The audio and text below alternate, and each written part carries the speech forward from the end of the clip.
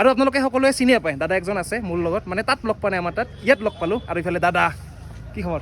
মানে তোমাক লগ পাইতো তোমালোকক চবকে লগ পাই হৰবুকৰ, যিহেতু আমি ভিডিঅ' বনাওঁ, চবৰ লগত এটা মানে বন্ধুত্ব থাকে, কানেক্ট থাকে।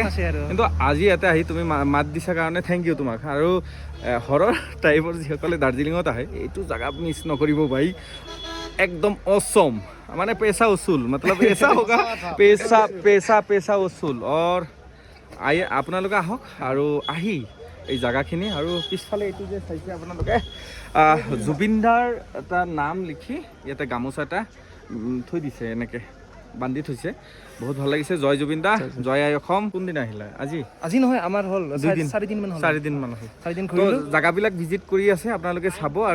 আৰু দাদাটো সকলো চিৰিয়া পায়, কিন্তু মাত দিলোঁ মানে ভাল লাগিল, সেইকাৰণে ভাল লাগিল। হৰবুকৰ না আমি একে নহয় আপুনি হয় নে নহয় গম নাপাওঁ, কিন্তু মাত দিছোঁ, হয়তো ঘূৰি জুৰি চাই হয়। মই ভবা নাই, মই বেলেগক মাত দিব, দাৰ্জিলিঙত কোনে মাত দিব মোক।